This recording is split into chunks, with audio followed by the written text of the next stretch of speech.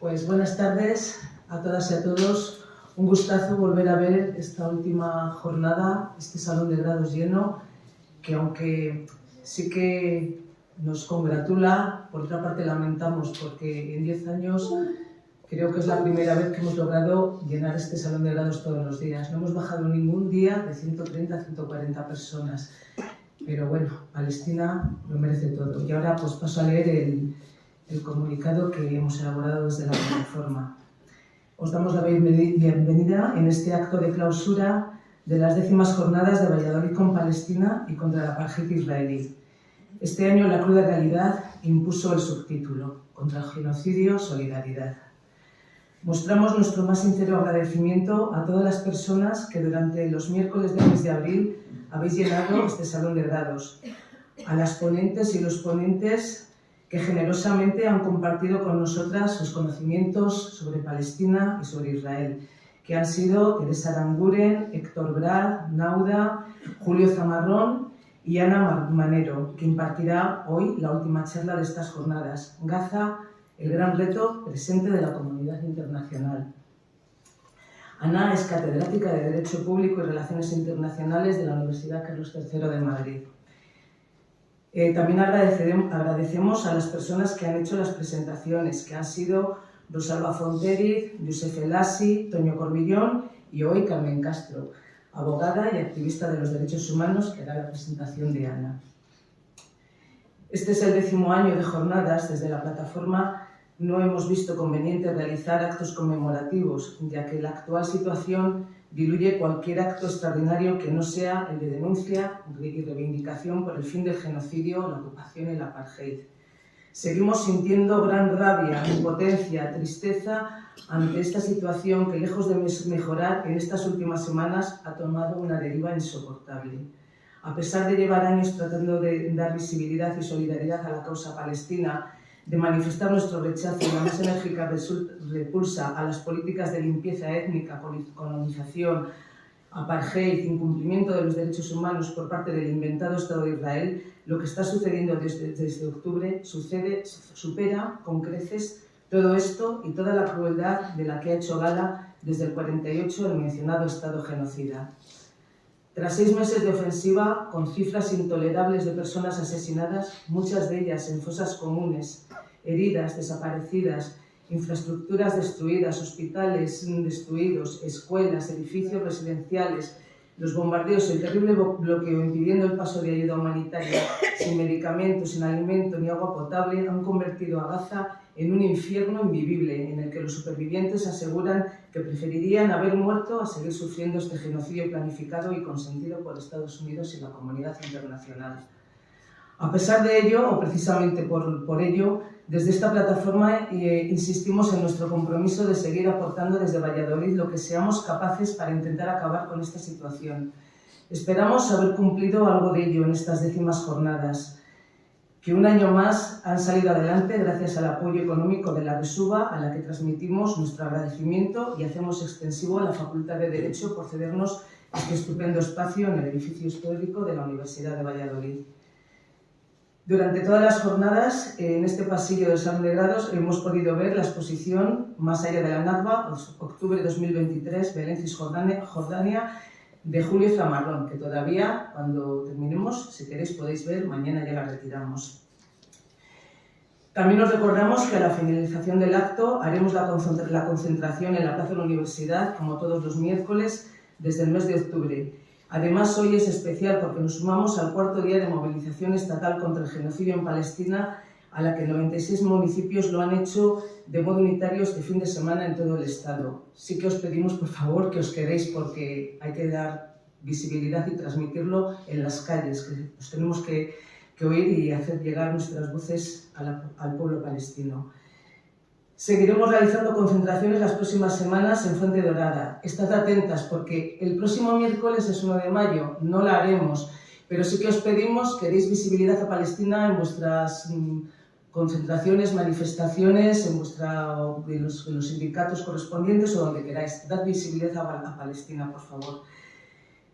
Y luego ya el próximo miércoles, que es 8 de mayo, seguramente que sí que convoquemos en Fuente Dorada, pero bueno, eso ya iremos anunciando.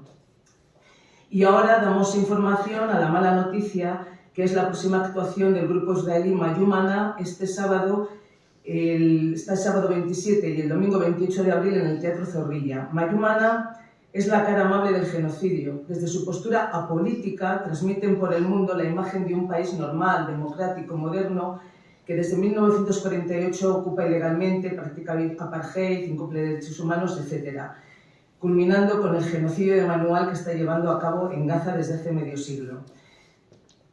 Desde hace más de medio año, el genocidio pero bueno, ellos llevan más de medio siglo. Por estos motivos convocamos la concentración a las puertas del Teatro Zorrilla este sábado a las 8 de la tarde. Haremos más convocatorias por redes, pondremos carteles, os hemos dado un papelillo que hemos reciclado de anteriores concentraciones de Mayumana, que tiene mucha costumbre de visitar esta ciudad y muchas ciudades del Estado español y de Europa, pues por lo que decimos, para blanquear. Sí que es importante que vayamos a las puertas del Teatro Zorrilla y, bueno, transmitamos este malestar. La cultura no es neutral y no bailemos a ritmo de genocidio. Y, bueno, también por último queremos adelantar que para el día 10 de mayo, el día 11 de mayo, se celebrará Eurovisión. Si nada lo remedia, Israel volverá a participar en Eurovisión. No sabemos con qué permiso. Entonces, desde aquí hemos decidido organizar un pequeño acto cultural en la Facultad de Filosofía y Letras, y para ello contaremos con un grupo de Dabke, que es el baile que hemos visto anteriormente, de unas mujeres que vendrán de Málaga y de Madrid respectivamente, y también estará el grupo vocal Coray, que las conocéis, que es de aquí de Valladolid. Bueno, para esto ya iremos avisando, pero bueno, lo queremos ir poniendo en vuestro conocimiento. Y ya paro, me callo y le doy la palabra a Carmen. Muchas gracias a todas. Gracias.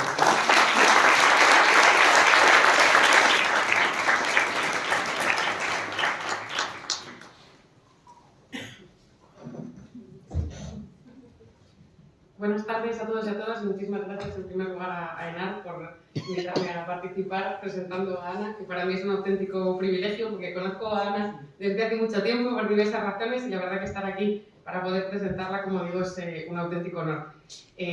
Ana Manero Salvador actualmente es catedrática de Derecho Internacional Público en la Universidad Carlos III de Madrid, pero previamente empezó aquí estudiando entre estas paredes porque es licenciada en Derecho por la Universidad de Valladolid, luego ya hizo un doctorado en la Carlos III y allí se nos ha quedado.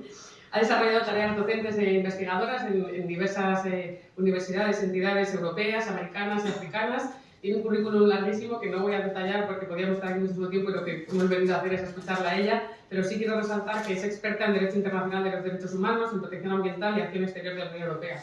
Como digo, es una suerte poder contar con ella, tenerla aquí a mano, que se preste a participar en estas jornadas, así que sin más, te doy la palabra. Muchísimas gracias, Ana.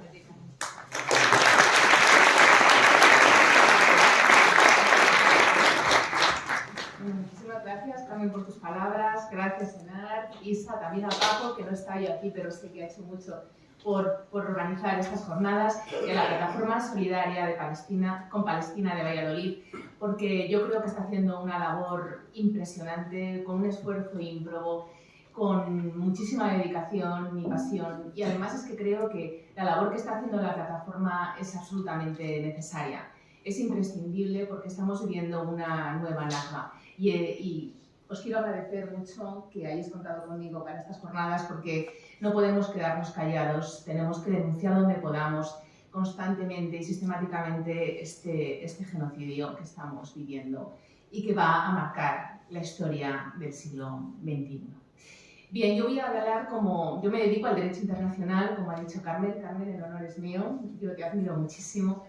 Y voy a hablar como internacionalista de lo que está ocurriendo en Gaza, pero como ha dicho el secretario general de Naciones Unidas, lo que ocurrió el 7 de octubre no ha ocurrido en el vacío. Es fruto de una trayectoria histórica, de un proceso histórico que estamos viviendo en la región, no desde el año 48, desde antes, desde el fin de la Primera Guerra Mundial, con el mandato británico sobre Palestina. Voy a ser muy breve porque sé que todos lo conocemos, pero creo que también es necesario recordarlo, porque como dijo el secretario general, insisto, lo que está ocurriendo y lo que ocurrió el 7 de octubre no ocurre en el vacío. Y es que no podemos olvidar que la creación del Estado de Israel parte de un contexto colonial, como fue el mandato británico sobre Palestina, y en un contexto de promoción de la emigración sionista a la región, con el objeto de dar lugar a un hogar para el pueblo judío, sin tener en cuenta que había una población en ese lugar, una población que tenía derecho al ejercicio del derecho a la libre determinación, tal y como se reconoce en diferentes instrumentos internacionales. Los diferentes pueblos sometidos a mandatos coloniales, como el pueblo sirio, el pueblo jordano, el pueblo iraquí, el pueblo libanés, pudieron acceder, ejerciendo su derecho a la libre determinación, a un Estado. Sin embargo, el pueblo palestino no lo pudo hacer. Y lo cual, bueno, pues es una de las causas de lo que estamos viviendo ahora. Efectivamente, el plan de partición de Naciones Unidas pretendía dividir el país en dos países, en Israel y Palestina. No obstante, la política sionista de apropiación del territorio desde el año 48 hasta hoy ha sido incesante. Como vemos en estos mapas, del plan de partición y del territorio que se adjudicaba a la población palestina, al año 67 se produce una adquisición territorial a través de la fuerza de buena parte de lo que es Cisjordania y de lo que era Gaza. Y este proceso de adquisición sistemática de territorio a través de la fuerza se va a mantener hasta nuestros días con la política de asentamientos que no dejan de adquirir nuevos territorios, fundamentalmente en Cisjordania. Sabemos que Gaza está sometida a un bloqueo desde que Israel abandonó físicamente la franja, dando lugar a una situación de enorme dificultad por lo que respecta a la organización del territorio de Cisjordania, con una suerte de bantustanes que también ha sido objeto de negociación y en los acuerdos de Oslo, pero cuyo estatus final pues, no se concluyó debido a la negativa de Israel de continuar negociando. Y es que estas fronteras, como digo, dificultan enormemente la posibilidad de crear dos estados por el procedimiento anexionista constante y sistemático que está desarrollando el Estado de Israel. Si los planes de la anterior administración de Estados Unidos, previendo que posiblemente vuelva a la Casa Blanca a Trump, llegaran a concretarse y a materializarse, según el proyecto de Trump, solo Palestina, ese nuevo Estado palestino, supondría el 15% del territorio de la Palestina histórica. La comunidad internacional se muestra extremadamente preocupada ante esta situación de adquisición sistemática de territorio contra la voluntad del pueblo palestino. Y es que este fenómeno lo que hace en la práctica es impedir la solución de dos estados, manteniendo una política de sometimiento y supremacista sobre la población palestina.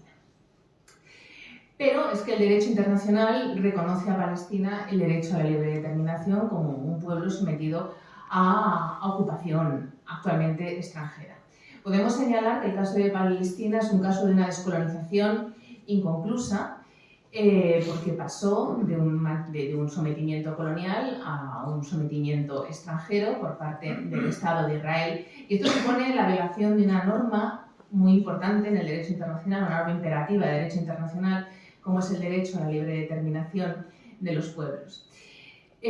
Para intentar fomentar la satisfacción de este derecho, desde la administración palestina se han llevado a cabo diferentes hitos. Yo creo que el más relevante es la Declaración de Independencia del Estado de Palestina de 15 de noviembre del año 2018, que parte de esa política que está desarrollando actualmente la Autoridad Nacional Palestina de promover un reconocimiento del Estado palestino a nivel internacional.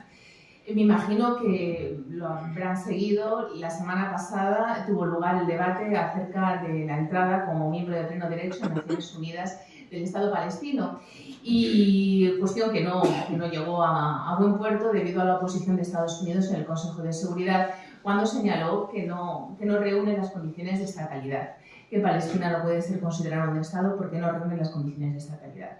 Es cierto, Palestina no reúne las condiciones de estatalidad, como hemos visto en el mapa anterior, porque dos elementos esenciales para poder estar ante un Estado es un territorio controlado y gobernado por un gobierno. No tenemos esos dos elementos. No tenemos un gobierno que controle el territorio, no tenemos un territorio, pero no tenemos ese territorio y no tenemos ese gobierno que controle el territorio por la política de sometimiento colonial que lleva a cabo el Estado de Israel. Por lo tanto, mientras no se ponga fin a esta política de sometimiento colonial, pues no podremos tener un Estado palestino. Ello no impide, no obstante, que sea muy importante promover el reconocimiento del Estado palestino como una cuestión clave de política internacional, porque solo a través de la presión internacional se podrá conseguir que Israel cese en sus hostilidades. No obstante, Israel es una potencia ocupante, es la potencia ocupante de Palestina, y como tal, para Israel se establecen obligaciones en el marco internacional. Su principal obligación es la prohibición de adquirir territorio a través del uso de la fuerza. Y esto da lugar a que, por ejemplo, los asentamientos sean considerados una violación del Cuarto Convenio de Ginebra y, por lo tanto, los asentamientos son por sí mismos un crimen de guerra. Asimismo, Israel debe cumplir con las obligaciones que establecen los convenios de Ginebra, especialmente el Cuarto Convenio de Ginebra sobre protección de la población civil, lo que le obliga, ya veremos, a satisfacer las necesidades básicas de la población civil, entre otras cuestiones. También estamos ante normas de naturaleza imperativa que no admiten acuerdo en contrario. Pero no solo para Israel se establecen obligaciones al estar ante una situación de ocupación, también se establecen obligaciones para toda la comunidad internacional.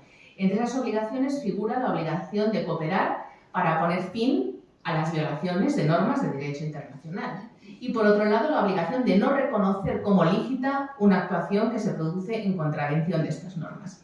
Por lo tanto, por ejemplo, el reconocimiento de la capitalidad de Jerusalén como capital de Israel con el traslado de la embajada que llevó a cabo Trump y que no ha revertido Biden es una ilicitud. Aquí Estados Unidos está también violando normas de derecho internacional, por lo que es muy importante que se lleve a cabo esta presión internacional. Bien, yo creo que aquí la clave es garantizar la consecución del derecho a la libre determinación del pueblo palestino, porque solo así podremos tener una región en paz. ¿Cómo se puede conseguir siento que la verdad se hayan descolocado las letras un poco en la presentación, pero no puedo evitarlo. Bien, ¿cómo se puede conseguir este derecho a la libre determinación? Garantizando que el pueblo palestino pueda expresarse libremente, a través de la expresión libre de la voluntad del pueblo palestino. Es cierto que existen problemas de estatalidad, pero esos problemas de estatalidad solo podrán ser revertidos si existe un consenso internacional acerca del reconocimiento del pueblo palestino. El pueblo palestino podrá decidir si quiere un propio Estado o si quiere convivir con Israel en un único Estado, pero ese único Estado no podrá ser un Estado supremacista y un Estado racista donde rige un régimen de apartheid, como tendremos oportunidad de comprobar posteriormente. La comunidad internacional es partidaria de la solución de dos estados. Aquí a mí me gustaría señalar que me parece que la postura del gobierno español está siendo de un liderazgo importante para promover el reconocimiento del Estado palestino por parte de los países del norte global, porque actualmente la comunidad internacional, compuesta por más o menos 192 estados, 139 estados, todos de su global, reconocen al Estado palestino. Muy pocos estados del norte global reconocen al Estado palestino. Estamos ante el caso de Suecia o ante el caso de Islandia. Pero es necesario que los países del norte global reconozcan el Estado palestino, porque es la forma más clara de presionar a Estados Unidos y, por lo tanto, presionar a Israel. Y es que, como digo, la comunidad internacional, de la mano del Consejo de Seguridad, es partidaria de la solución de los dos estados, como se estableció por el Consejo de Seguridad en la resolución 1515 del año 2003, que todos la conocéis como la resolución de la hoja de ruta. La hoja de ruta basada en la ejecución de una solución biestatal permanente.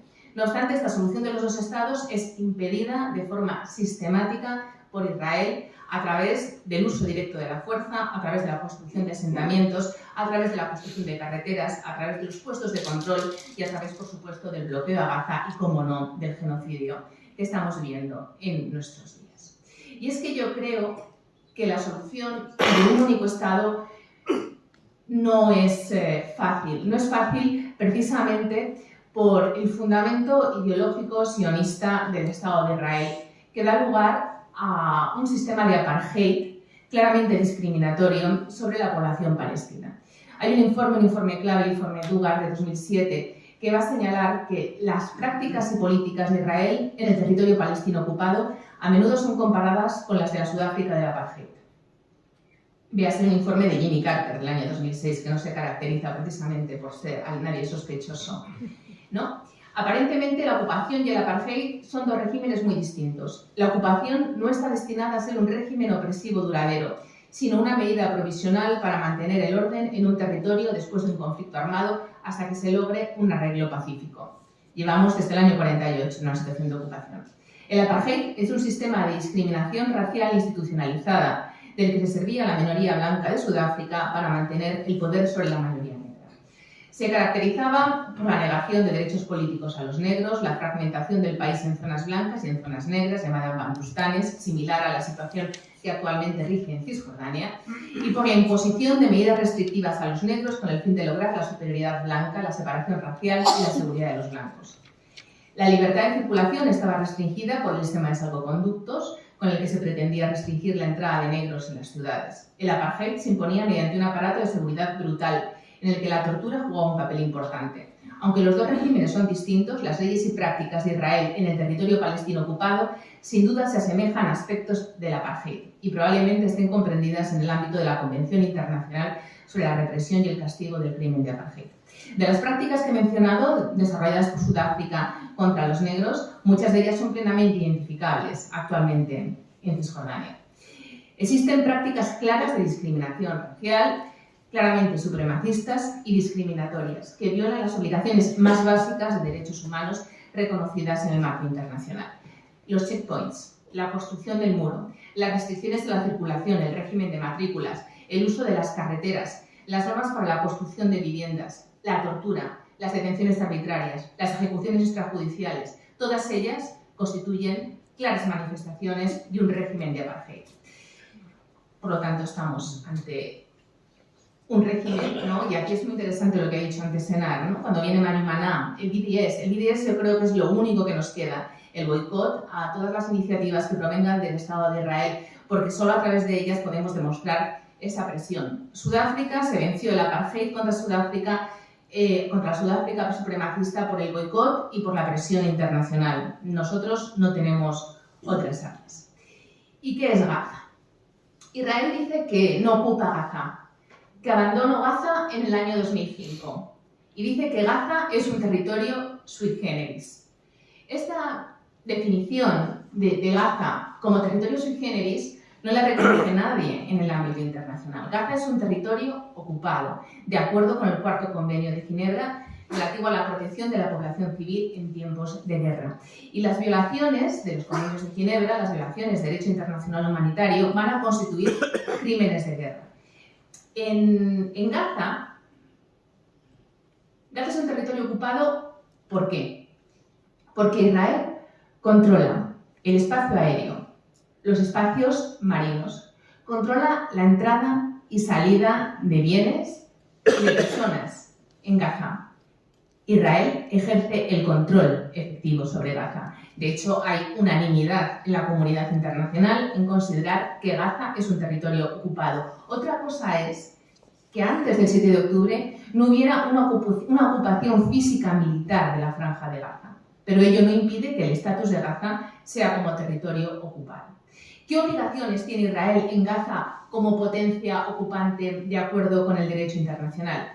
Según el artículo 42 del Reglamento al Cuarto Convenio de La Haya del año 1907, un territorio se considera ocupado cuando efectivamente se encuentra bajo la autoridad de un ejército hostil, que controla quién entra, quién sale, que controla el espacio aéreo, que controla los espacios marinos. La ocupación se extiende al territorio donde dicha autoridad ha sido establecida y puede ser ejercida. De tal forma que no cabe duda, la naturaleza jurídica de Gaza es la de territorio ocupado. ¿Y qué es Hamas? ¿Qué es Hamas?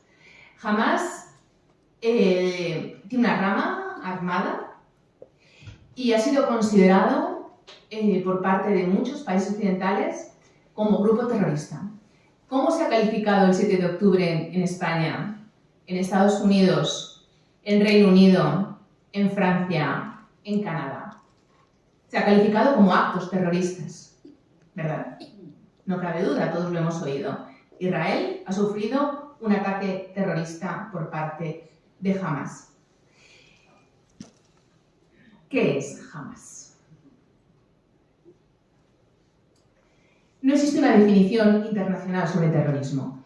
Se intentó en el año 2018 alcanzar una definición internacional sobre terrorismo en el marco del Consejo de Seguridad. Sin embargo, las diferentes posturas que tenían lugar en el Consejo impidieron alcanzar un consenso. Hamás, como digo, es considerado grupo terrorista por Occidente, por los países occidentales. Sin embargo, hay países como Rusia, China o Brasil que lo consideran un grupo armado. Hay un debate muy intenso en Estados Unidos, actualmente liderado por Judith Butler, al que se opone Eva Youth, no sé si lo habéis visto, ha salido en El País recientemente, porque Judith Butler se plantea si Hamás forma parte del movimiento de resistencia palestino frente a la ocupación. Yo no voy a entrar en este debate porque es una cuestión de política interna. Ahora bien, de acuerdo con el derecho internacional, Hamás es un grupo armado en un contexto de ocupación. Y como grupo armado en un contexto de ocupación tiene una serie de obligaciones. Esas obligaciones son las que establece el derecho internacional humanitario. Y el derecho internacional humanitario parte de un principio esencial, de una clave de bóveda, que es el principio de distinción. Este principio de distinción significa que tenemos que diferenciar de forma radical los objetivos civiles y los objetivos militares.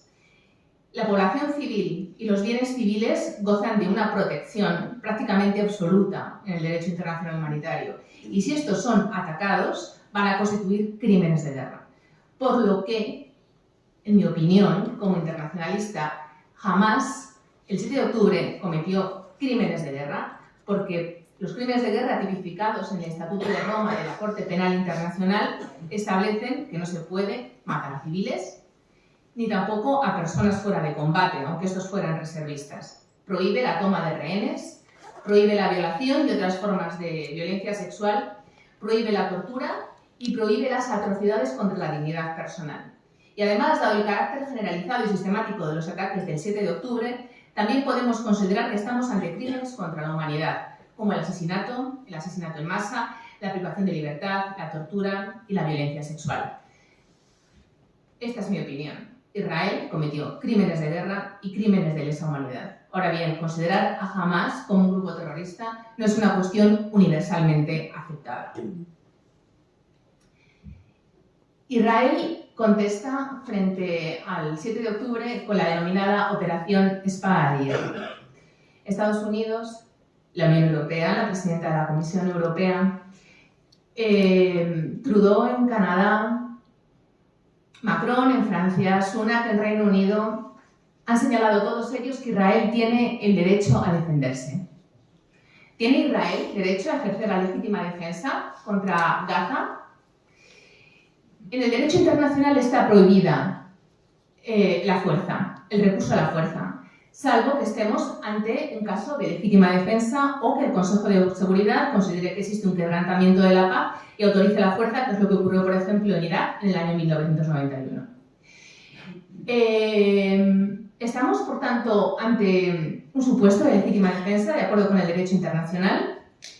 No, no lo estamos. La Corte Internacional de Justicia, cuando conoció del asunto del muro, ya tuvo oportunidad de pronunciarse sobre esta cuestión y señaló que para poder ejercer la fuerza en legítima defensa es necesario que estemos ante un ataque de un Estado A contra un Estado B.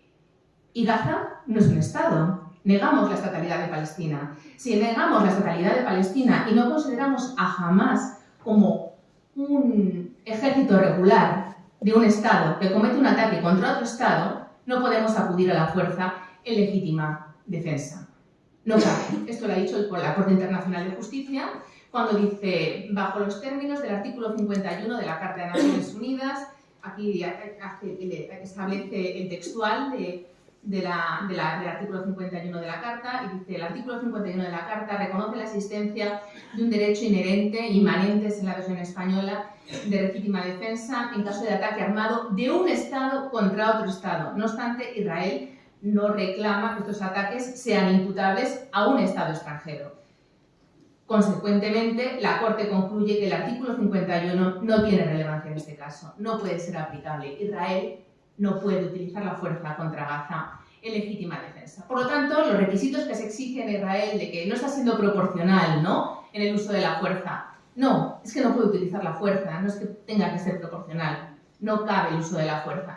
Y es más, el objetivo de la legítima defensa es repeler el ataque armado. Israel no pretende repeler el ataque armado. Israel ha dicho que su objetivo es erradicar la capacidad militar de Hamás. Por lo tanto, estamos ante un acto de agresión, no estamos ante un uso de la fuerza en legítima defensa. ¿Qué es lo que está haciendo Israel en Gaza?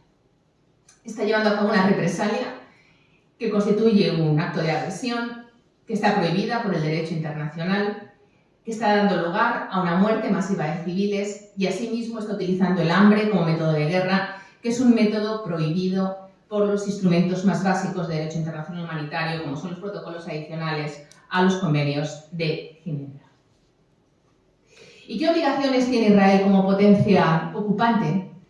Bien, tenemos aquí un instrumento, me imagino que todos lo conocéis, los convenios de Ginebra, el cuarto convenio de Ginebra relativo a la protección de vida de las personas civiles en tiempo de guerra, que establece la prohibición de destruir bienes muebles e inmuebles, el deber de abastecer a la población, incluyendo alimentos y medicamentos, y la obligación de asegurar y mantener los servicios médicos y sanitarios. Con esto ya tenemos una idea de que Israel está cometiendo crímenes de guerra y crímenes de lesa humanidad, pero es que estamos yendo más allá.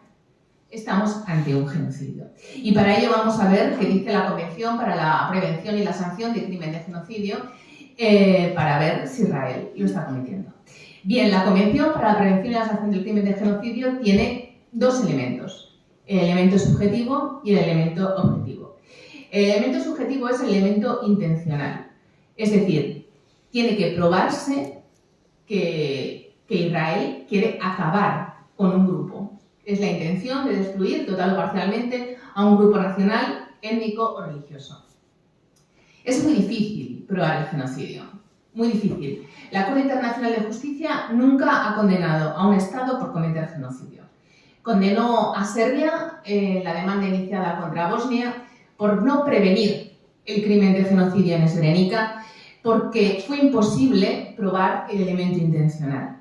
El elemento intencional es ¿cómo? Y decía la Corte Internacional de Justicia que no podemos pedir que los líderes de un Estado manifiesten claramente que su objetivo es la destrucción de un grupo. Bien, pues en este caso sí que lo tenemos. Lo tenemos. Tenemos declaraciones del ejército y del gobierno que hablan que estamos luchando contra animales humanos, que haremos todo lo posible, vamos a eliminar totalmente cómo conocemos a Gaza. Luego volveremos sobre el elemento intencional. Pero ya adelanto que tenemos elemento intencional. Por otro lado, tenemos el elemento objetivo, que son una serie de conductas. Con que concurriera una de estas, ya estaríamos ante un genocidio. De hecho, en Srebrenica solo tenemos una, matanza de los miembros del grupo. La segunda conducta es la lesión grave a la integridad física o mental de los miembros del grupo. La tercera conducta es el sometimiento intencional del grupo a condiciones de existencia que hayan de acarrear su destrucción física total o parcial. Y la cuarta conducta es medidas destinadas a impedir los nacimientos en el seno del grupo. La quinta conducta es la única que no se está produciendo en Gaza, el traslado por fuerza de niños del grupo a otro grupo. Y aquí tenemos que reconocer la valentía de Sudáfrica. Sudáfrica ha iniciado un procedimiento ante la Corte Internacional de Justicia por considerar que Israel está violando sus obligaciones en relación con la Convención. ¿Y por qué Sudáfrica? ¿Por qué Sudáfrica demanda a Israel ante la Corte Internacional de Justicia por violar la Convención para la Prevención y la Sanción del Crimen de Genocidio? Bueno, Sudáfrica es un Estado de la comunidad internacional que tiene obligaciones como Estado parte de la Convención, igual que la tienen los demás Estados, partes de la Convención para la Prevención y la Sanción del Crimen de Genocidio. La obligación esencial que se deriva de esta Convención es que todos los Estados deben hacer todo lo posible por poner fin al riesgo de genocidio contra un pueblo, en este caso contra el pueblo palestino. Y la Convención tiene un artículo un artículo muy interesante, que es el artículo 9, que prevé que las controversias, las diferencias que existan sobre la Convención tendrán que dirimirse ante la Corte Internacional de Justicia. Cualquier Estado podría haber acudido, cualquier Estado parte, que son la mayor parte de los Estados de la comunidad internacional, podían haber acudido a la Corte Internacional de Justicia demandando a Israel por cometer genocidio. El único que lo ha hecho ha sido Sudáfrica. Tenemos dos intervenciones actualmente de dos estados que participan en el proceso, que son Colombia y Nicaragua, pero también han señalado que se está cometiendo genocidio los jefes de Estado de Argelia, Bolivia, Brasil, Colombia, Cuba, Irán, Turquía y Venezuela. Y hay agentes estatales que vinculan a los países y que han dicho que existe riesgo de que se esté cometiendo genocidio, como es el caso de Bangladesh, Egipto, Honduras, Irak, Jordania, Libia, Malasia, Namibia, Pakistán, Siria y Túnez. ¿Qué dice Sudáfrica? Sudáfrica dice que la conducta de Israel en Gaza tiene la intención de destruir una parte sustancial del pueblo nacional y racial étnico-palestino, que es el pueblo palestino que está en Gaza. Que los actos están causando daños que pueden implicar la destrucción física debido a las condiciones de vida que se están produciendo actualmente en Gaza. Y que Israel, como consecuencia de estas conductas, ha fallado en su obligación de prevenir el genocidio y que está cometiendo genocidio. Y asimismo se dice que Israel también ha fallado en su obligación de evitar la incitación al crimen de genocidio por parte de los dirigentes israelíes. Bien, esto creo que ya lo he señalado, los crímenes de guerra, los crímenes contra la humanidad. Vamos a los hechos. ¿Qué está ocurriendo en Gaza? El 80% de las viviendas de la franja han sido dañadas o destruidas. Hay casi 2 millones de personas, que constituyen el 85% de la población, que ha sido desplazada, abandonando el norte hacia Rafah, hacia la frontera con Egipto, en el sur. Hay más periodistas asesinados en Gaza que durante toda la Segunda Guerra Mundial. Y el armamento que se está utilizando actualmente en la franja es un armamento ilegal por su carácter indiscriminado. Y ha dicho que la nota característica básica del derecho internacional humanitario es la separación radical entre objetivos civiles y objetivos militares. Las características de las bombas que se están arrojando sobre Gaza tienen efectos indiscriminados y por lo tanto están prohibidas en el marco del derecho internacional humanitario. Son armas de 1 tonelada con un radio de 360 metros que causan daños severos hasta 800 metros de impacto. Y no olvidemos que la Franja de Gaza es la zona con mayor densidad de población del mundo. Y ahora, si me lo permitís, vamos a ir conducta por conducta del artículo 2 de la Convención para Genocidio para ver si Israel lo está cometiendo. Matanza de los miembros del grupo. A 22 de abril del año 2024 tenemos 34.000 muertos en 6 meses. El 75% de estos muertos son mujeres, niños y niñas. Hay más de 10.000 personas desaparecidas bajo los escombros, que muy probablemente estén muertas. Han desaparecido familias completas de la Franja de Gaza. Desde el 29 de octubre se arrojan 6.000 bombas por semana sobre la Franja de Gaza. La destrucción de las ciudades ha sido superior a la de la Segunda Guerra Mundial, los bombardeos sobre Alemania, y es superior a la destrucción de Alepo, que tanto nos traumatizó, cometida en 4 años, entre 2012 y 2016. Los efectos medioambientales de este lanzamiento sistemático de bombas sobre la Franja de Gaza ya son visibles desde los satélites. La Franja de Gaza ha cambiado de color. Se distingue perfectamente la Franja de Gaza del resto del territorio de la región. 1 de cada 100 personas en la Franja de Gaza ha sido asesinada y hay cientos de familias completas que han desaparecido. De hecho, la situación de Gaza ha dado lugar a la creación de una nueva categoría de protección internacional, que es el Wounded Child Non-Surviving Family, niño herido sin familia superviviente. En un informe publicado por UNICEF en febrero teníamos 17.000 niños solos, muchos de ellos heridos, sin familia superviviente. Alrededor de 12.300 niños y niñas han sido asesinados en Gaza. Guterres ha dicho que Gaza se ha convertido en una tumba de niños. Mueren asesinados 115 niños diarios en la franja de Gaza. La demanda sudafricana ha dicho que han sido asesinados más niños y niñas en las 3 primeras semanas de bombardeos en Gaza que en todas las zonas en conflicto en el mundo desde 2019 a 2024. Y como digo, tenemos una nueva categoría internacional: los niños solos, heridos, sin familia superviviente. Segundo elemento, creo que la matanza ha quedado sobradamente probada. Segunda conducta, lesión grave a la integridad física o mental de los miembros del grupo.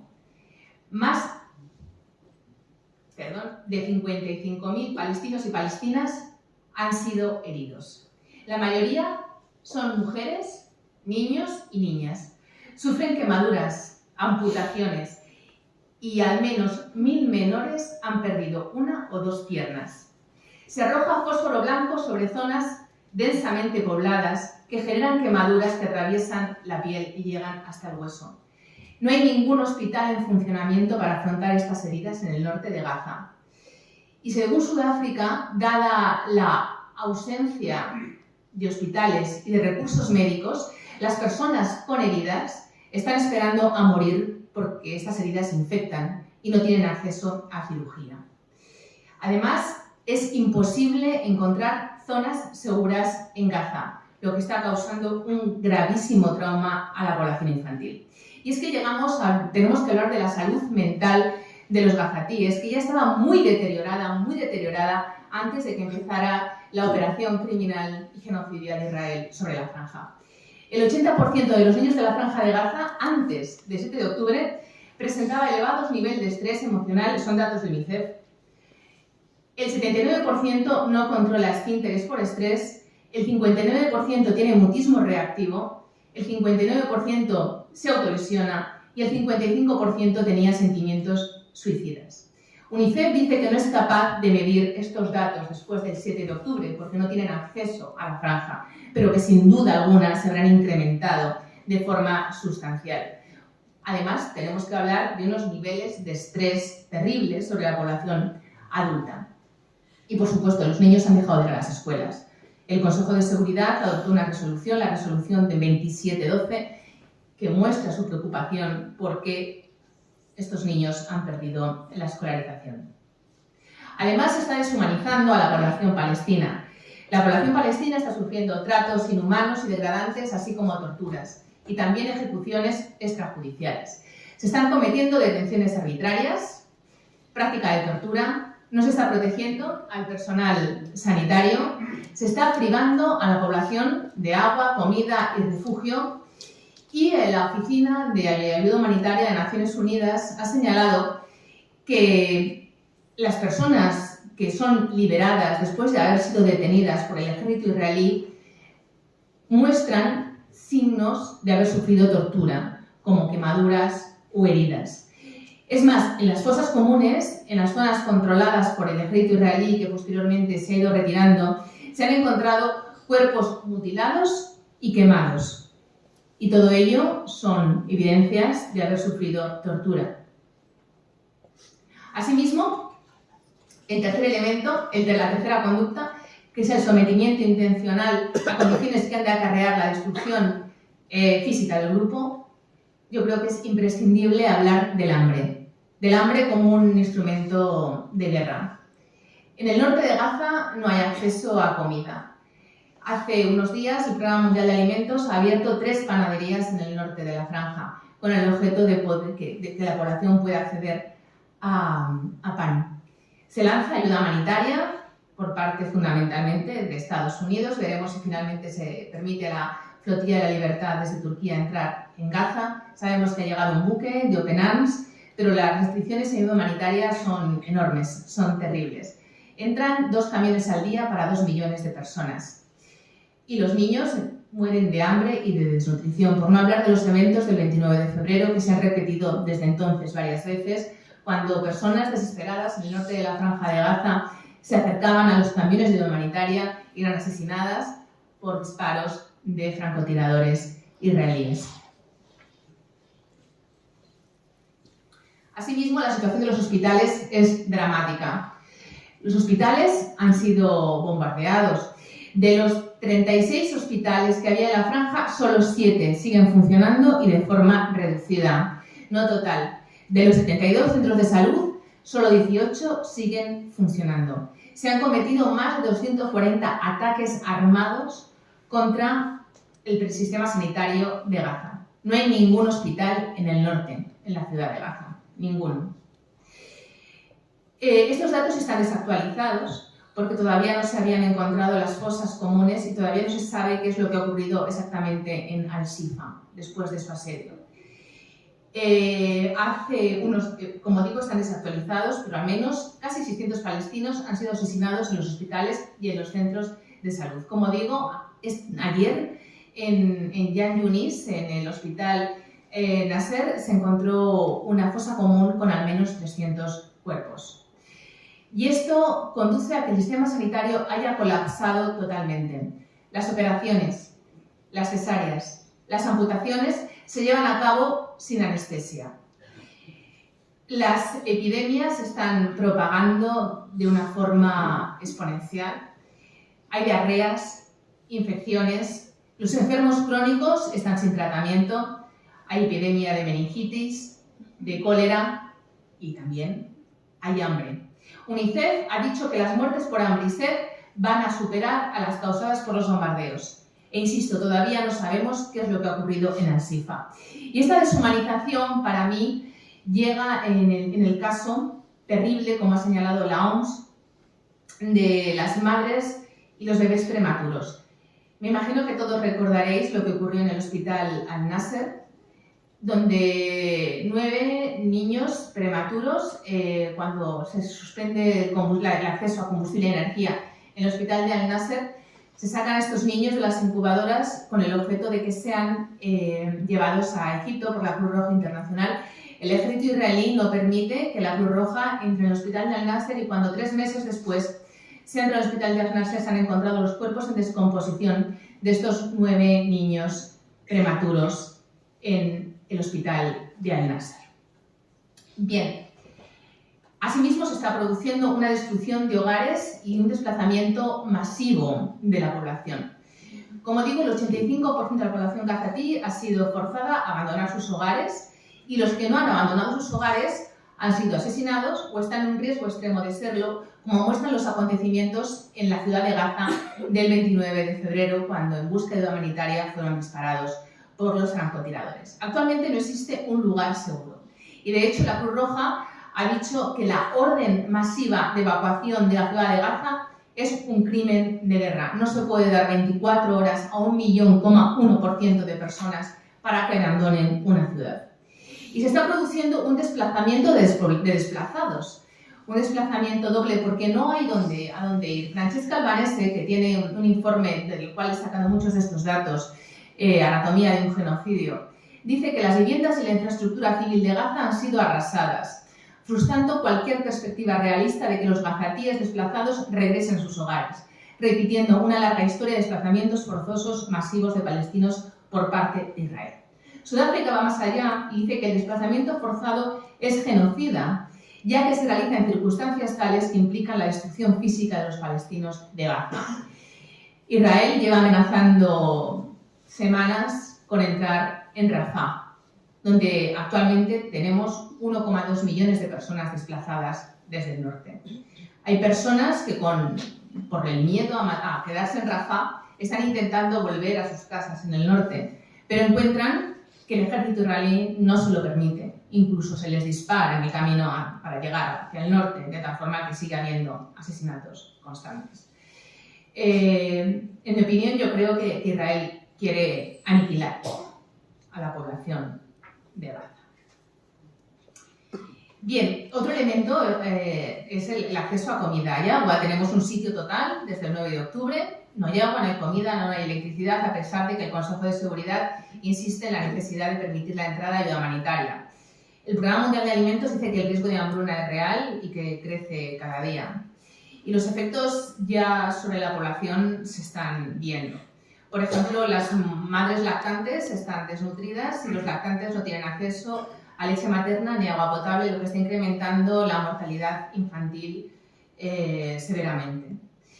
La OMS ha dicho que el 93% de la población de Gaza se enfrenta a elevados niveles de hambre sin comida suficiente y elevados niveles de desnutrición. Se está produciendo bombardeos de panaderías, de molinos y de depósitos de agua. Y además se corta el agua que llega a la franja de Gaza. Y es que no hay posibilidad de acceder a refugio. No hay sitio seguro en toda la franja de Gaza. Aquí tenemos el cuartel general de la UNRWA en la ciudad de Gaza bombardeado, o la situación de las escuelas que también han sido bombardeadas, por no hablar de los hospitales. Ya he mencionado al SIF. También estamos viendo un genocidio cultural porque se están destruyendo los bienes culturales, como el puerto romano de Gaza, la ciudad vieja de Gaza, lugares de culto o bibliotecas.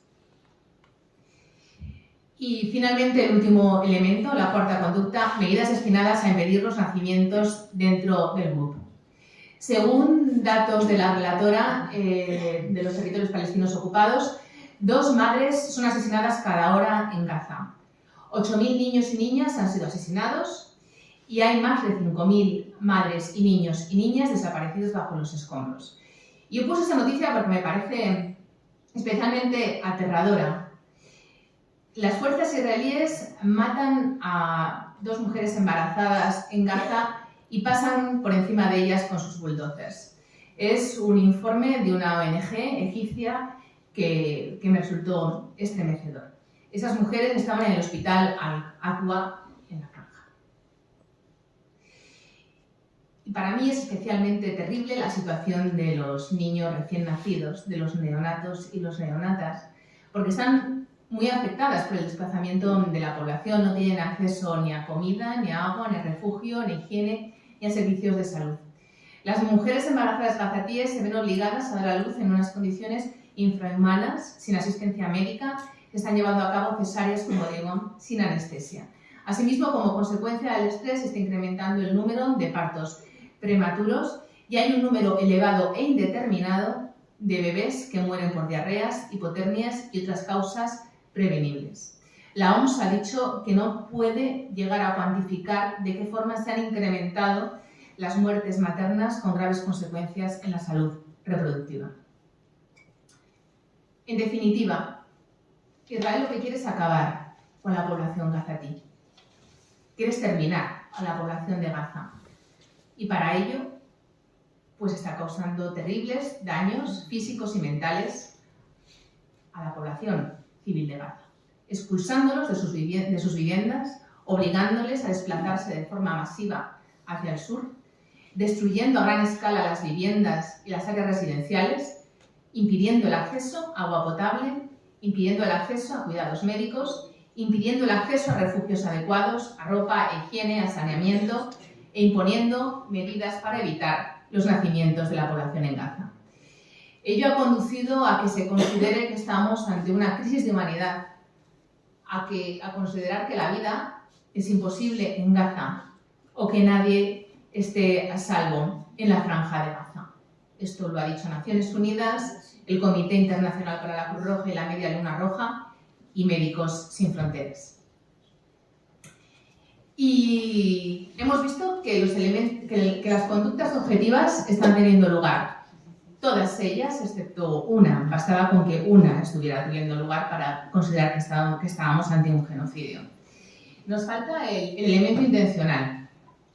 ¿Tiene Israel intención de acabar? ¿Cómo lo vamos a probar?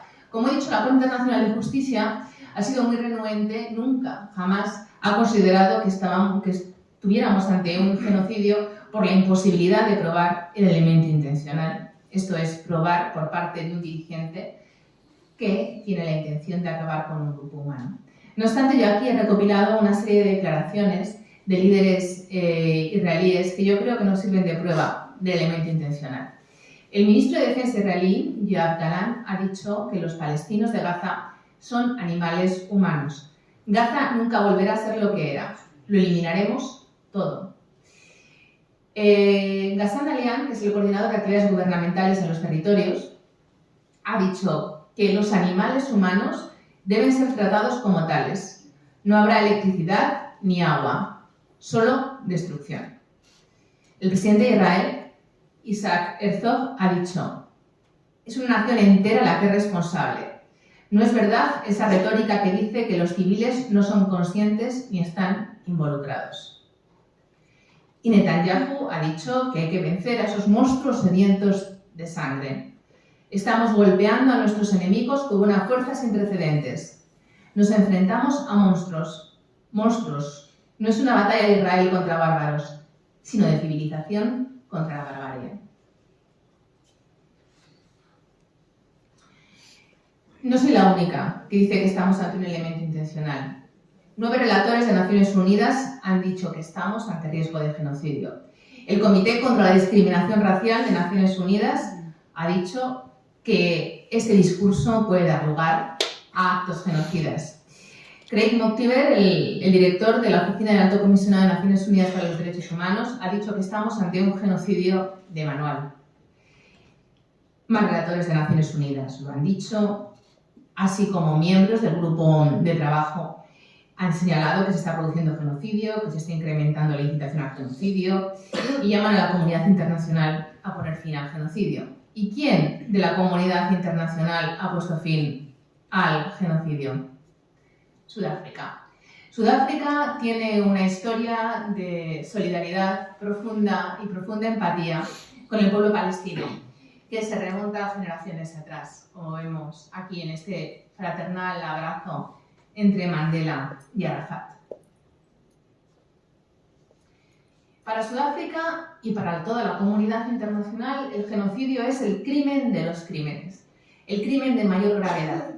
Y todos los estados de la comunidad internacional tienen la obligación de prevenir el genocidio y sancionarlo, porque es una norma imperativa de la comunidad internacional. Asimismo, es una norma que genera obligaciones para todos los estados de la comunidad internacional. Todos los estados deberían hacer lo que hace Sudáfrica. Y aquí me gustaría recordar que cuando Ucrania inicia su procedimiento contra Rusia, también por violar la Convención para la Prevención y la Sanción del Crimen de Genocidio ante la Corte Internacional de Justicia, una mayoría muy importante de países occidentales, entre ellos el nuestro, formularon una declaración de intervención al señalar que no podían quedarse impasibles ante un genocidio. Actualmente solo hay 2 estados de la comunidad internacional que, junto con Sudáfrica, intervienen en el procedimiento contra Israel: Nicaragua y Colombia. Ningún país occidental lo está haciendo. Sudáfrica solicitó a la Corte Internacional de Justicia que adoptara medidas provisionales porque la población palestina se encontraba ante un riesgo irreparable como consecuencia de los actos genocidas que estaban sufriendo. Aquí Sudáfrica pidió a la Corte Internacional de Justicia que el Estado de Israel suspendiera inmediatamente sus operaciones en y en contra Gaza, que asegurara que los grupos armados bajo su dirección cesaran sus operaciones, que ambas partes tomaran todas las medidas para prevenir el genocidio y que Israel desistiera en cometer actos susceptibles de ser incluidos en el artículo 2, ya los hemos visto, las 5 conductas. Asimismo, debía desistir en la expulsión forzosa, en la privación de comida y agua, y debía garantizar el acceso a ayuda humanitaria, refugio, higiene y servicios sanitarios. Y asimismo debía permitir el acceso a material médico y quirúrgico y el cese de la destrucción de la vida palestina en Gaza. La Corte Internacional de Justicia se considera competente, por lo que acabaremos teniendo sentencia sobre esto, y va a señalar que todas las partes deben tomar todas las medidas necesarias para prevenir el crimen de genocidio. Y le pide a Israel que adopte una serie de medidas que veremos a continuación. Pero lo que es importante, que esto es una cuestión que es la primera vez que la Corte lo hace, es que aparte de reconocer que las conductas se incluyen en el concepto de genocidio, va a reconocer que existe un elemento subjetivo. Y es la primera vez que lo hace, porque como ya he dicho, en Srebrenica no lo hizo. Y sí lo está haciendo aquí. De hecho, señala 2 declaraciones. La declaración del presidente Herzog y de Katz, el ministro de Infraestructuras. La declaración de Herzog, que recoge la Corte y que considera que va a ser un elemento probatorio de actos, del elemento intencional del tipo de genocidio, señala que estamos operando militarmente según las normas de derecho internacional, inequívocamente. Toda una nación es responsable. No es cierta esta retórica de que los civiles no son conscientes, no están implicados. Es absolutamente falso. Podrían haberse levantado. podrían haber luchado contra ese régimen malvado que se apoderó de Gaza en un golpe de Estado. Pero estamos en guerra, estamos en guerra. Estamos defendiendo nuestros hogares, estamos protegiendo nuestros hogares. Esa es la lucha. Y cuando una nación protege su hogar, lucha y lucharemos hasta romperles el espinazo. Lo que a mí me resulta absolutamente maquiavélico de esta declaración es que diga que están operando respetando el derecho internacional, cuando están sometiendo a la población de Gaza al mayor castigo colectivo de la historia contemporánea, violando los pilares mismos del ordenamiento internacional. Katz, por su parte, dice que lucharemos contra la organización terrorista Hamas y la destruiremos. Se ordena a toda la población civil de Gaza que se marche inmediatamente. ¿A dónde? Ganaremos. No recibirán ni una gota de agua, ni una sola pila hasta que abandonen el mundo. La Corte Internacional de Justicia dice que los hechos y las declaraciones son suficientes para considerar que las alegaciones de Sudáfrica, al menos algunas de ellas, sean plausibles y que el derecho internacional protege a los palestinos de Gaza de los actos de genocidio. Más concretamente va a hablar de que estamos ante matanza, daño físico y mental, condiciones de vida y nacimientos, esto es, ante las 4 conductas que he mencionado. Y ordena a que Israel tome todas las medidas para prevenir y castigar esta incitación, que tome todas las medidas para proveer a la provisión urgente de servicios básicos sobre la población y todas las medidas efectivas para prevenir la destrucción y asegurar la preservación de pruebas relativas a la comisión del genocidio.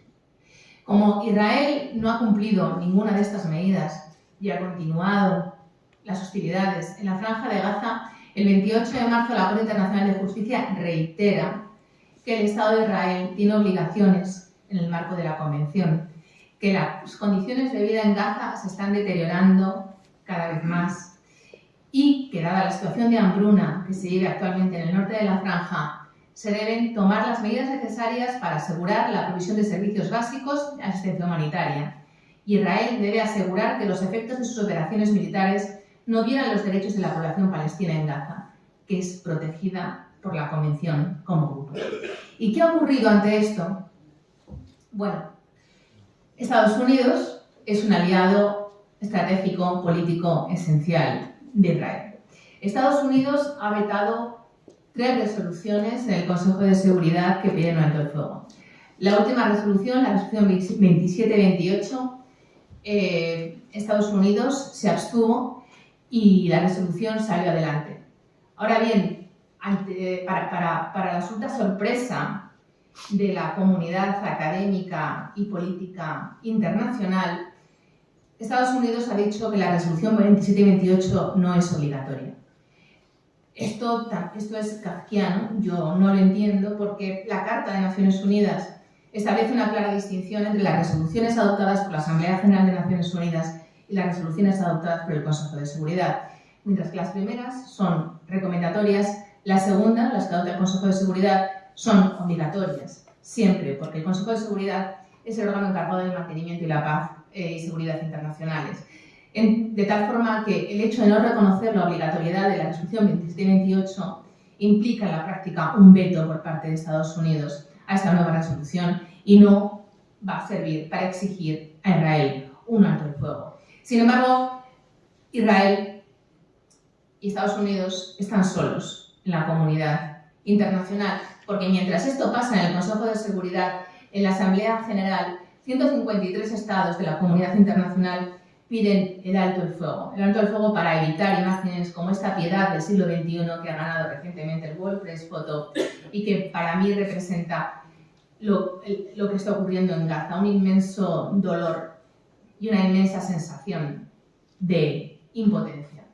Pero es que lo que ocurre en Gaza participa de la decadencia de un orden internacional que en muchas ocasiones ha estado basado en un doble rasero que ha condenado a los pobres del mundo y mientras esto no cambie, pues la situación se perpetuará. Por ello es tan importante que sigamos haciendo presión y que los gobiernos occidentales, algunos de ellos ya lo están haciendo, reconozcan a Palestina y obliguen a Israel, a través de sanciones como por ejemplo el cese de las relaciones diplomáticas o el cese de las relaciones comerciales o el cese de las relaciones económicas, para que ponga fin al genocidio que estamos viviendo actualmente en Gaza. Gracias.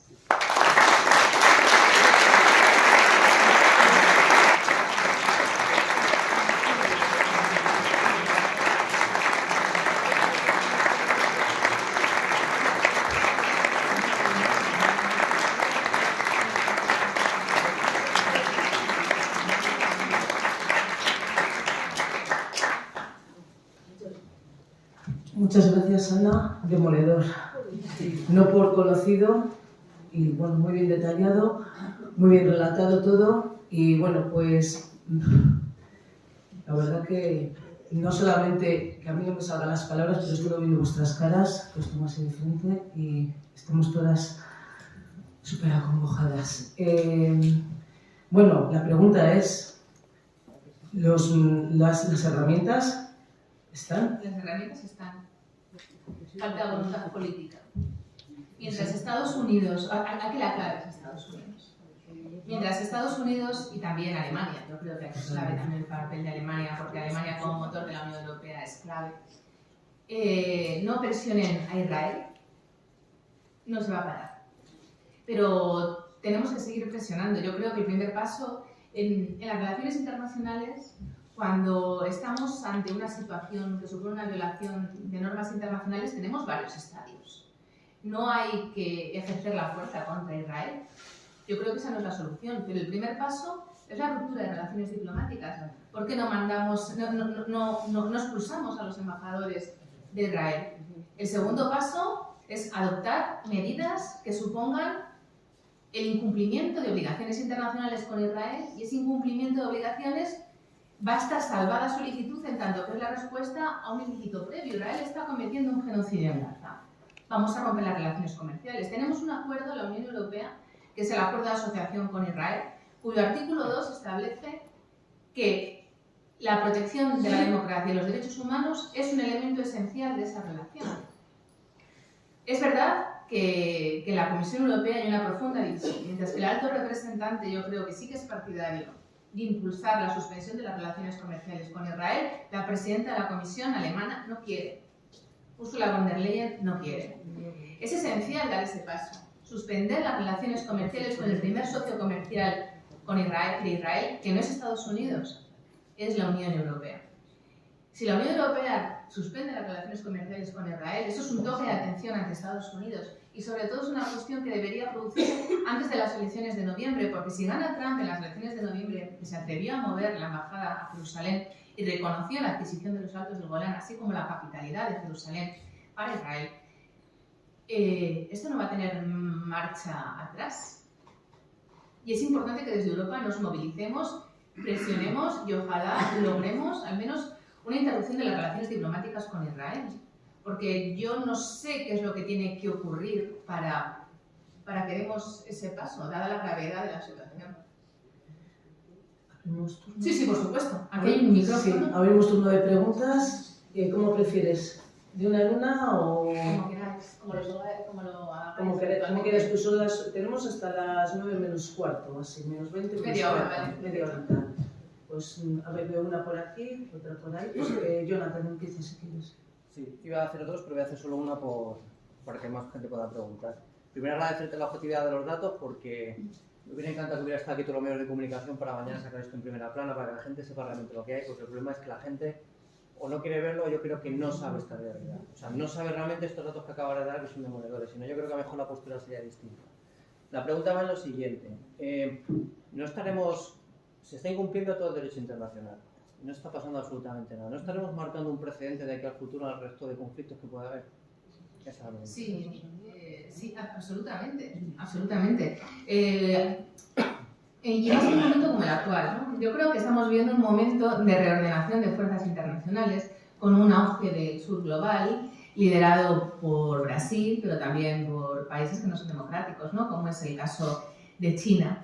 Y con una situación de debilitamiento de la influencia de Estados Unidos y de Europa, fundamentalmente de Occidente, y con con un nuevo protagonismo en la zona Indo-Pacífico, sobre la cual, bueno, pues, por ejemplo, desde Europa tenemos poco que decir. El hecho desde que los países occidentales hayan querido hacer de la guerra de Ucrania, que también es una agresión, que también viola normas de derecho internacional básicas, una cuestión mundial, implicando al resto de actores, al resto de estados, de organizaciones internacionales, y que hagan caso omiso de lo que está ocurriendo en Gaza, supone una fractura en la comunidad internacional, una fractura muy fuerte. Y sí, yo creo que, bueno, precedentes tenemos, pero lo que está ocurriendo ahora, yo creo que es de tal gravedad que va a suponer una fractura muy grave en la comunidad internacional. Sí, sí, absolutamente. Y en un momento, como digo, especialmente delicado como es este, de reordenación de las relaciones internacionales. ¿Por ahí había una palabra? Sí. Bueno, un placer escucharte de nuevo, Ana. Me quedo con una frase que has dicho otros días, no hoy, que es que, por ejemplo, si ya existía un órgano multilateral donde estaban representados todos los estados, como es la ONU, ¿qué necesidad había de crear unos órganos, no sabemos cómo de legales, como los G8, 9, 12, 20, todos los que haya? Da igual en esos Gs o en la ONU, porque parece que cuando llegan actos como este, o podríamos meter también la ocupación de Putin sobre Ucrania, parece que no están a la altura, no hacen todo lo que pudieran o deberían hacer, al margen de los derechos de veto que tienen algunos países en la ONU. No sé si sería ya el momento de dar ese golpe en la mesa y crear, eso que tú has definido alguna vez, si no funciona la ONU, un órgano nuevo donde están representados todos los países, todos los estados del mundo, los 130 y tantos que has nombrado tú antes, de igual a igual, sin que nadie tenga de inicio derecho a veto. Y luego, por último, has hablado también de si gana Trump en noviembre en Estados Unidos, pero también tenemos aquí elecciones europeas y aunque la Comisión no sabemos, no es que pinte demasiado porque los estados individualmente tienen sus cosas que decir, no sabemos cómo será la situación si vuelve a ganar Ursula von der Leyen, que aunque ha hecho un mandato un poco más no tan a la derecha como pudiéramos pensar, pero sigue siendo de derechas, o si gana o si ostenta la presidencia alguien más de derechas todavía, que sonaba Draghi o algún otro nombre por ahí ha sonado como de vuelta, que es como, por favor. Gracias. Gracias, Javier. Bien, yo soy una defensora acérrima de Naciones Unidas y muy crítica con los grupos G, tú lo sabes, lo hemos hablado muchas veces.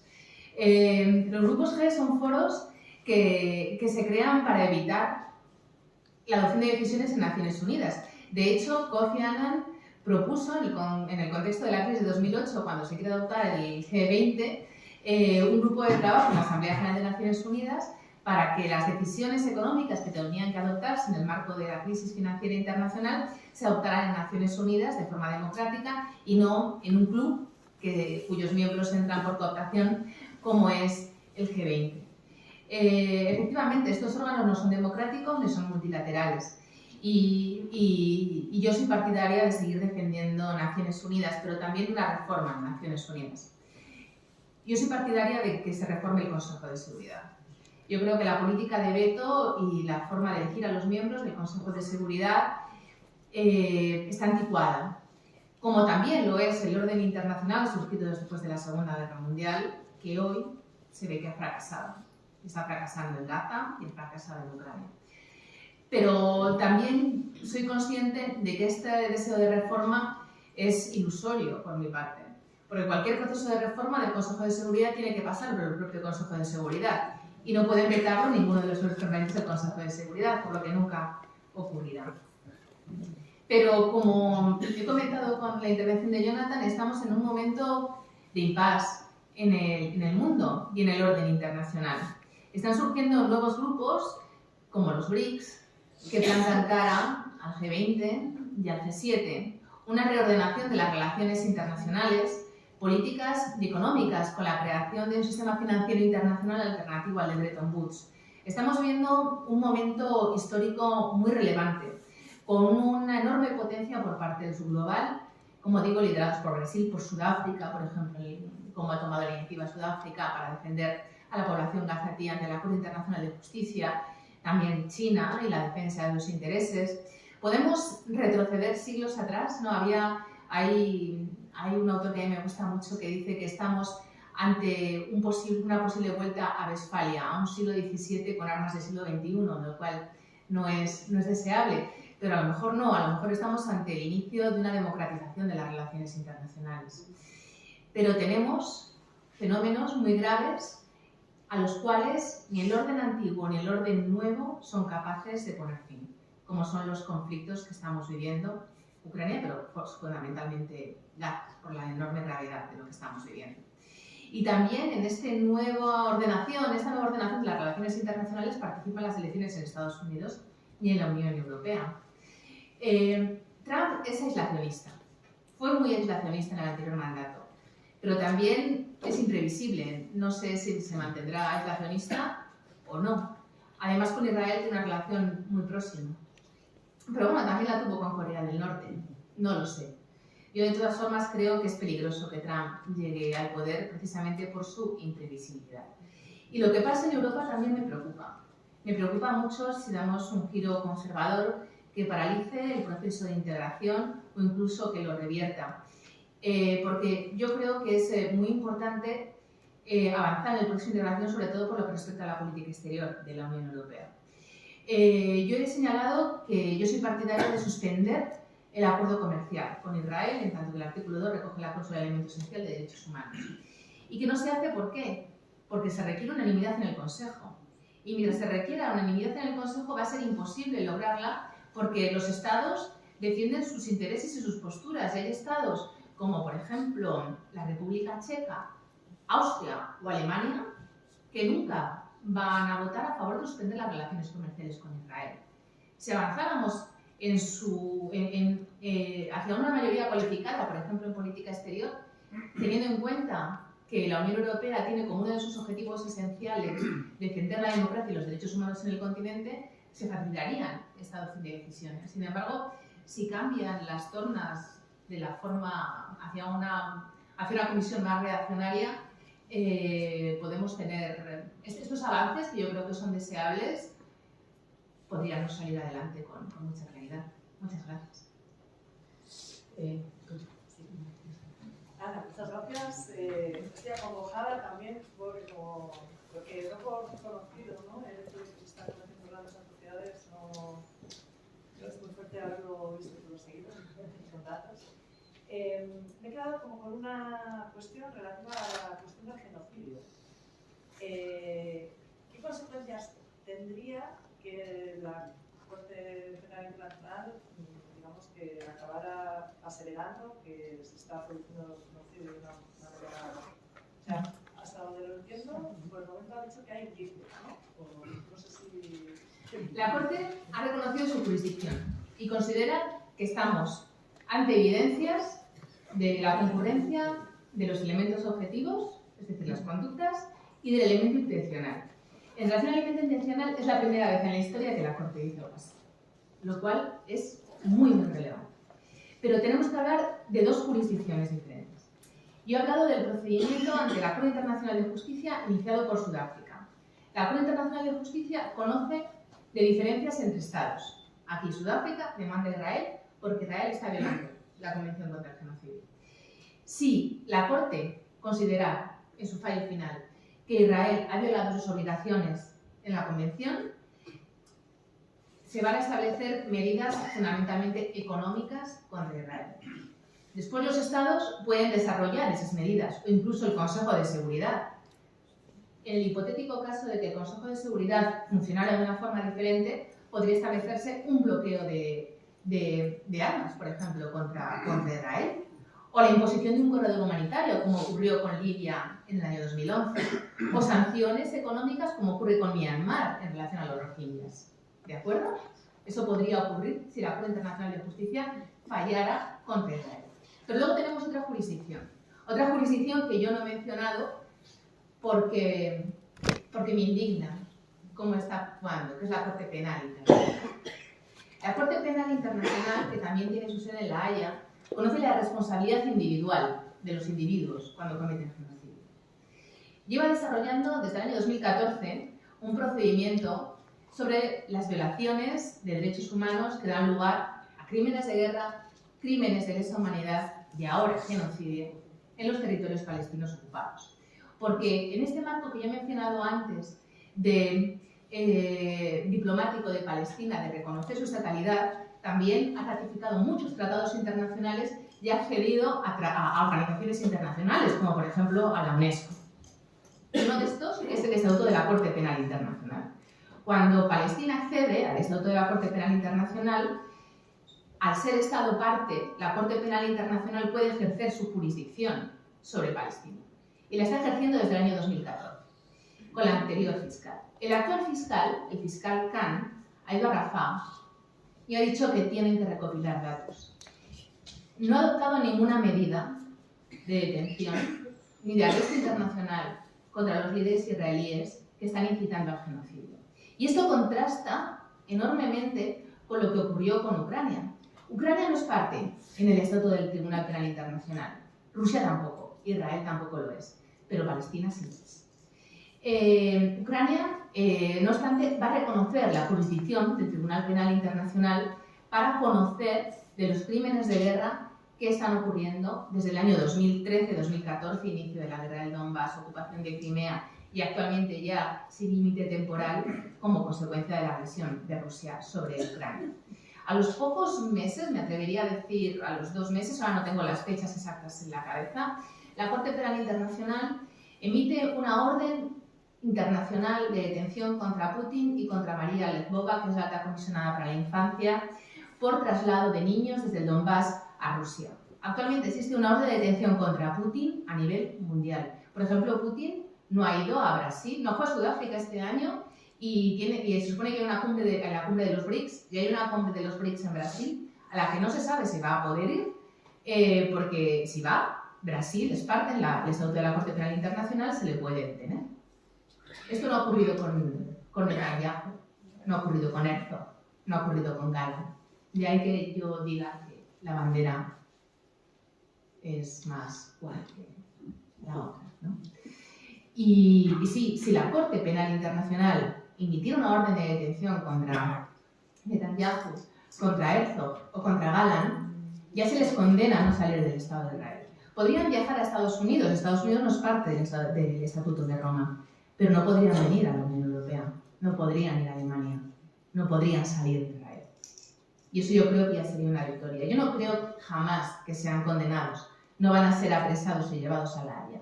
Realmente creo que eso no ocurrirá jamás. También de esto participa la inacción de la propia jurisdicción y del propio fiscal, porque la Corte no está avanzando. Yo me pregunto qué tiene que ocurrir para que la Corte Penal Internacional avance, porque tenemos estos datos, que estos datos los he podido recopilar en informes que son públicos, de la alta comisionada para los territorios palestinos ocupados, de la misma demanda de Sudáfrica, de UNICEF, del Programa Mundial de Alimentos, de OCA, de la Oficina de Ayuda Humanitaria de Naciones Unidas. Son públicos estos datos. ¿Por qué el fiscal no avanza en su investigación y por qué no emite una orden de detención contra Netanyahu, contra Herzog y contra Galán? ¿Por qué no lo hacen? Si lo hiciera, no podrían salir de Israel. Ahí es a lo máximo que llegan. Que ya ha ocurrido con Sharon, ¿eh? Con Sharon no en el marco de la Corte Penal Internacional, sino en el marco de un procedimiento judicial, en el marco de jurisdicción universal de Bélgica. Murió en Israel, pero no pudo salir de Israel, porque había una orden de detención internacional contra Sharon por 2018 y 2014. ¿Los juristas no podéis presionar? No paramos de presionar, no paramos. Josep, Sí, si quieres, Bueno. te tomo palabra. pues ya, bueno, muchas gracias lo primero. Y ya aprovechando que hablabas de Karim Khan, pues añado yo que no solo eso, sino que además se dedicó a dar entrevistas diciendo que la gente se le llenaba la boca muy rápido con la palabra genocidio. Recuerdo una entrevista en El País, no recuerdo las fechas, pero ya llevábamos miles de muertos en Gaza. Mi pregunta, me gustaría preguntarte ¿qué consecuencias jurídicas crees que tendría que se reconociera a Palestina como Estado miembro de Naciones Unidas? Bueno, todas ellas, porque te voy a preguntar específicamente a lo mejor por la Corte Penal Internacional contra la Justicia, pero todas ellas en general. Bien, consecuencias jurídicas pocas, porque el reconocimiento de un Estado no tiene efectos constitutivos sobre la estatalidad. El Estado existe o no existe independientemente de la declaración, ¿no?, de reconocimiento. Pero yo creo que sí que tiene profundos efectos políticos. Profundos efectos políticos para presionar a Israel. De hecho, bueno, España mantiene relaciones diplomáticas con Palestina incluso antes de haberlo reconocido. De hecho, hay una embajada consular ante Palestina en Jerusalén, que eso es importante, no en Ramallah, en Jerusalén. No hay embajada, pero el representante de la dirección de Palestina en España tiene el estatuto de embajador, por lo que consecuencias jurídicas del reconocimiento como tal no existen más allá de reforzar los lazos diplomáticos. Como digo, yo no creo que Palestina actualmente sea un Estado. No lo es, porque no tiene ni gobierno ni territorio, sí que tiene población, tampoco tiene soberanía. De los 4 elementos hay 3 que no tiene. Pero yo creo que es una estrategia política muy inteligente fomentar el reconocimiento de Palestina a nivel internacional para presionar a Estados Unidos, que cada vez está más solo en su apoyo a Israel. Y sin Estados Unidos, Israel cae.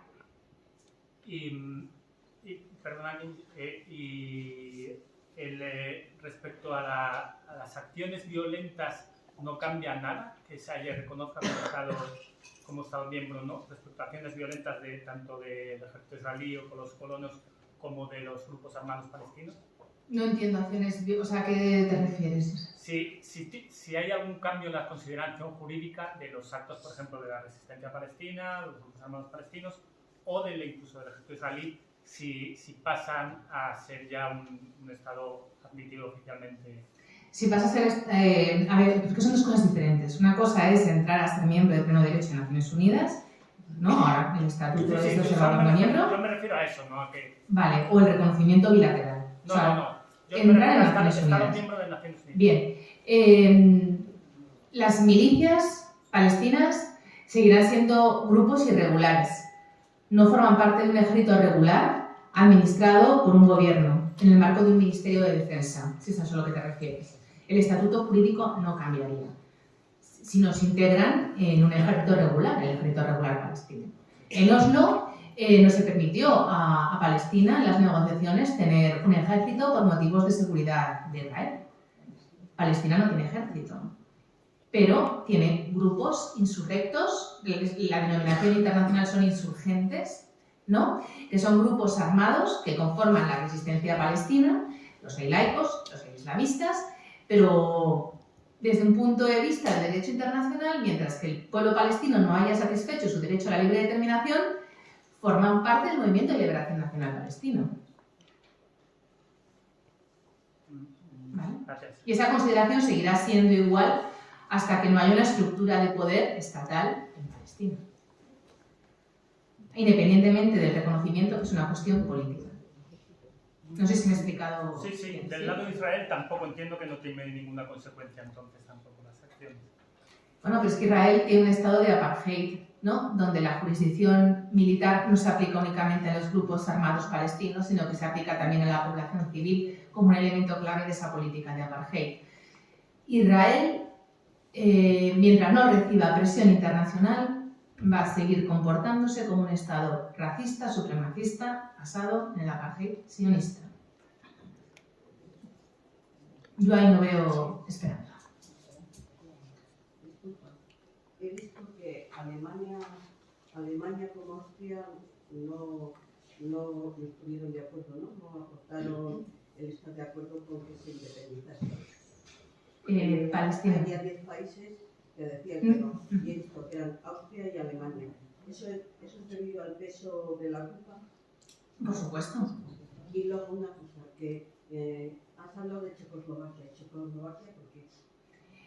La República Checa, no Eslovaquia. Eslovaquia sí que va a reconocer, junto con España, Irlanda y Bélgica.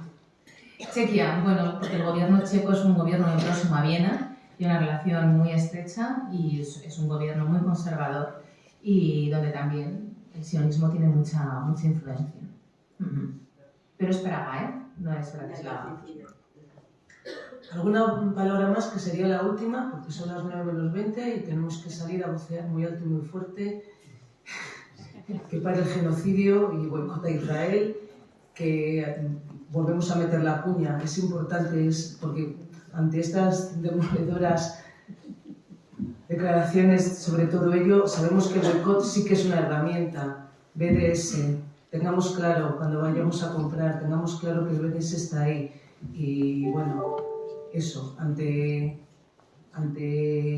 por ejemplo, eventos culturales que parece que son como mucho más difíciles, pues como es el del sábado, pues lo tengamos claro y vayamos ahí con nuestras cofillas, con las banderas palestinas, a mostrar nuestro apoyo al pueblo palestino y el boicot a Mayumana y a cualquier evento cultural, que no solamente es el Fairi u otras cosas.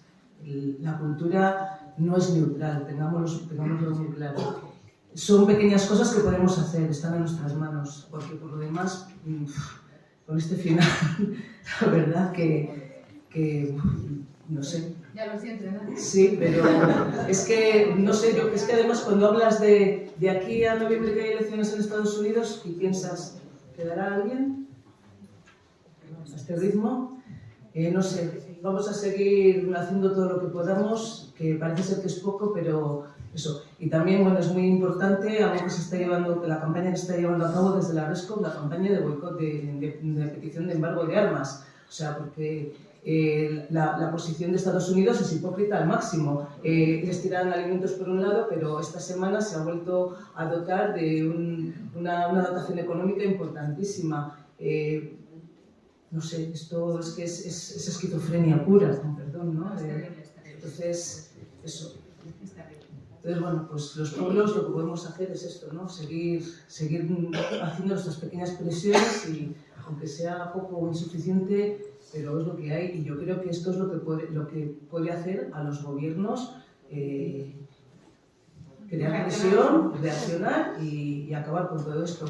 Así es que bueno, pues tenemos muchas gracias a todas y a todos, nos vemos en las calles, nos vemos próximamente. Recordad que tenéis ahí unos bonos a 3 eurines para apoyar a este grupo palestino de Gaza. Y muchísimas gracias Ana Manero, muchas gracias Carmen Castro, muchas gracias a todas y viva Palestina libre.